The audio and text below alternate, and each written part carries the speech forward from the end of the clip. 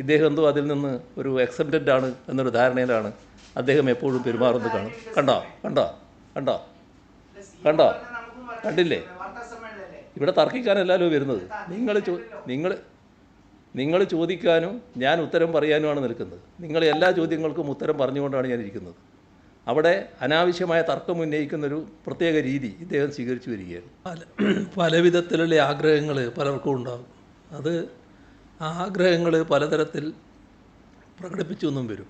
പക്ഷേ ഇവിടെ നമ്മൾ കാണേണ്ട ഒരു കാര്യം, SITക്ക് അവരുടെ അന്വേഷണവുമായി ബന്ധപ്പെട്ട് വിവിധ കാര്യങ്ങളിൽ വ്യക്തത നേടാനുണ്ടാകും.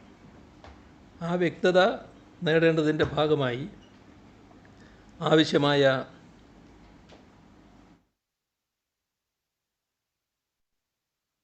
ഇടപെടലുകൾ അവർ നടത്തും. അത് സ്വാഭാവികമാണ്. അതിൻ്റെ ഭാഗമായി ആരെയാണോ അവർക്ക് ബന്ധപ്പെടേണ്ടത്, ചോദ്യം ചെയ്യേണ്ടത്, അതവർ തീരുമാനിക്കുന്ന കാര്യമാണ്. ഞങ്ങൾ ഇന്നയാളെ ചോദ്യം ചെയ്യാൻ പോകുന്നു എന്നത് സാധാരണഗതിയിൽ ആരോടും അവർ നേരത്തെ പറയാറില്ല. അത് പ്രതിപക്ഷ നേതാവാണ് ഇത്തരമൊരു ആക്ഷേപം ഉന്നയിച്ചതായിട്ട് കണ്ടത്. ഏതെങ്കിലും ഒരു ഘട്ടത്തിൽ പ്രതിപക്ഷ നേതാവിനെ നേരത്തെ അവരറിയിച്ചിട്ടുണ്ട് എന്ന് ഞാൻ മനസ്സിലാക്കുന്നില്ല, ഏതെങ്കിലും ഒരാളെ ചോദ്യം ചെയ്യുന്ന കാര്യം. അതവരുടെ ഉത്തരവാദിത്വത്തിൽപ്പെട്ട കാര്യമാണ്.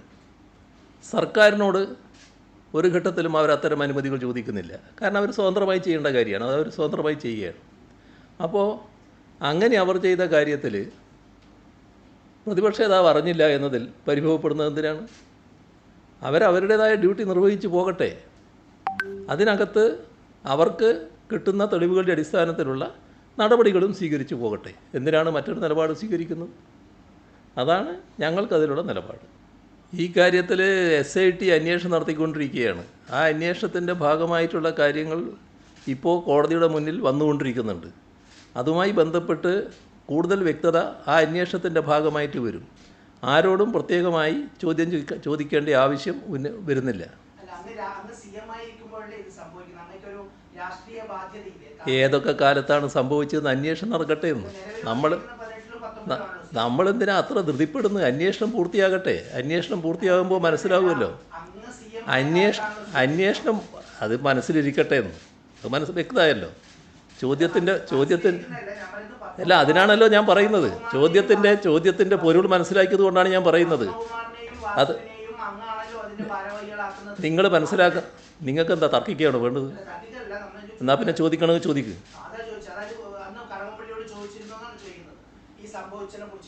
ഇനി ഞാൻ പറയുന്നതിന് ശേഷം മാത്രമേ ഇദ്ദേഹം പറയാവൂ. നിങ്ങളതിന് ഉറപ്പുണ്ടാക്കണം. കാരണം ഇദ്ദേഹത്തെ ഇങ്ങനെ കാണുന്നുണ്ട് ഞാൻ പലപ്പോഴായിട്ട് ഇവിടെ. പറഞ്ഞുകൊണ്ടിരിക്കുമ്പോൾ ഇടയ്ക്ക് കയറി പറയാൻ എന്തോ ഒരു അവകാശമുള്ള ആൾ എന്ന മട്ടിലാണ് അദ്ദേഹത്തെ കാണുന്നത്. ആ നില പൊതുവിൽ വാർത്താ സമ്മേളനത്തിൽ നല്ല കാര്യമല്ല.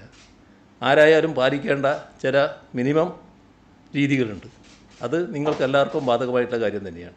ഇദ്ദേഹം എന്തോ അതിൽ നിന്ന് ഒരു എക്സെപ്റ്റഡ് ആണ് എന്നൊരു ധാരണയിലാണ് അദ്ദേഹം എപ്പോഴും പെരുമാറുന്നത് കാണും. കണ്ടോ കണ്ടോ കണ്ടോ കണ്ടോ കണ്ടില്ലേ? ഇവിടെ തർക്കിക്കാനല്ലല്ലോ വരുന്നത്. നിങ്ങൾ ചോദിക്കാനും ഞാൻ ഉത്തരം പറയാനുമാണ് നിൽക്കുന്നത്. നിങ്ങൾ എല്ലാ ചോദ്യങ്ങൾക്കും ഉത്തരം പറഞ്ഞുകൊണ്ടാണ് ഞാൻ ഇരിക്കുന്നത്. അവിടെ അനാവശ്യമായ തർക്കം ഉന്നയിക്കുന്നൊരു പ്രത്യേക രീതി ഇദ്ദേഹം സ്വീകരിച്ചു വരികയാണ്. അതാണ് ഞാൻ പറയുന്നത്.